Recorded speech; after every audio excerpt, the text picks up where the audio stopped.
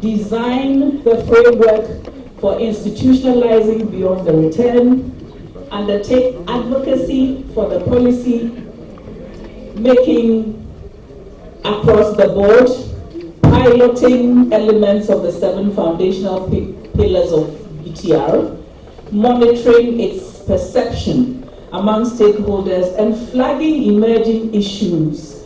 And then we've also been developing a strategic plan. It has an impact on all of the sectors. It's tourism, it's real estate, it's hospitality, education, farming, technology. So Year of Return is not just about tourism. Beyond the Return is just not about tourism.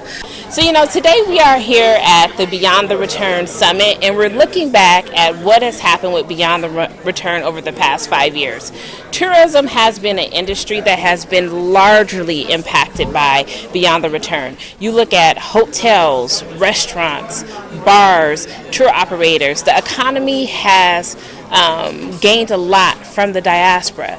But Beyond the Return is not only about tourism. It's about connecting the diaspora with local Ghanaians. It's about culture. It's about integrating with language. And for years to come, Beyond the Return will impact tourism. The U.S. market is the #1 arrivals market for Ghana. But if you look at the tourism numbers, we're also bringing continental Africans back to Ghana. Nigeria is the #2 market, and the UK is the #3 arrivals market. A lot of second generation and third generation diaspora live in the UK. And the tourism sector cuts across multiple sectors in Ghana. And so Beyond the Return is more than just a marketing campaign. It is an economic driver, and it will continue to be that. Access to Ghana is definitely implementing e-visa.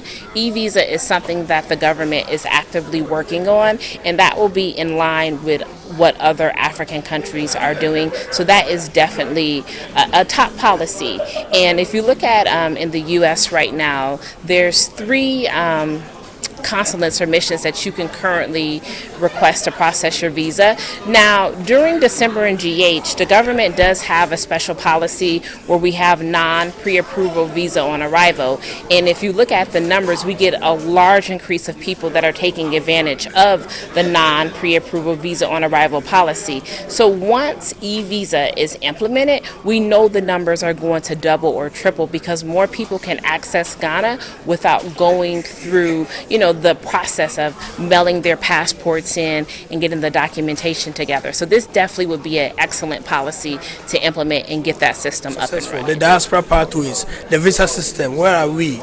Investment drive, how have you managed to drive investment to the country? And more importantly for me, as a tourism authority, what are the numbers that we are looking at in terms of tourism arrivals? As we look at that, then we say, what is the next chapter? What is the next step forward? How do we work together to grow it? And so I'm happy that a lot of ideas have been prepared, and we are going to put everything together in a document that we've already prepared. So we're going to enhance it, saying that a 5-year look back and also a 5-year strategic plan. I believe that tourism is a low-hanging fruit for us as a country. And we have all it takes. We have our culture, we have our warmth of the people, we have our festivals, we have our adventure tourism, leisure tourism in things like December and GH. And I'm very, very confident that believing in the foundation that have been laid, the sky is really the limit for all of us. And we are going to be on the sidelines cheering on the new administration coming in, the new executive that will be appointed to the Ministry of Tourism, Arts and Culture, so that they can also develop upon and build upon what we have done. For me, that is the essence of what we are trying to do. And I wish everybody well, and I wish all of you a Merry Christmas and a prosperous 2025, full of grace, full of blessings for everybody. Thank you to the media for all the support. I mean, we've done a lot of things together with the media, and we appreciate the sort of interest that the media have taken in tourism, and especially also the Beyond the Return project. Thank you. Return, it coincided with the 400th anniversary of the first slave ship that came to the United States in 1619. So being a student, being a Pan-Africanist and a student of African history, I was very interested in coming in, but for the pandemic, I might have made it myself.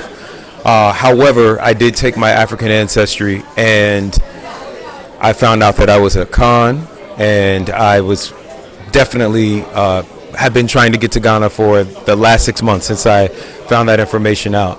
I think for many of us who have been curious, Beyond Return is not only the logical next step, but it's actually what so many of us have been praying for, is to not just come to Africa to visit, but to come home.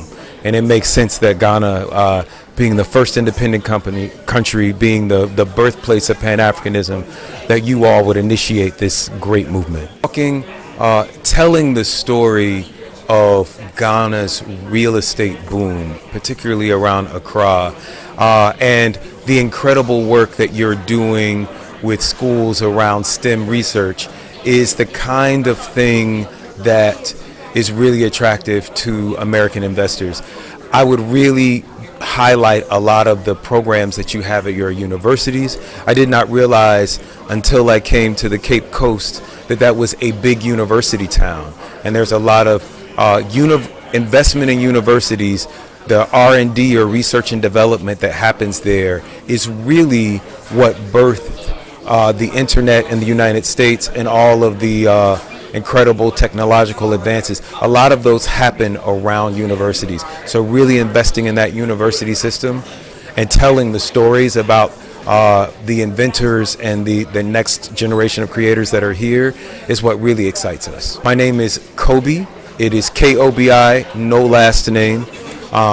I am proud to be the mayor of Atlanta's Twin City and the blackest city in the United States, South Fulton, Georgia, the U.S. capital of the African diaspora.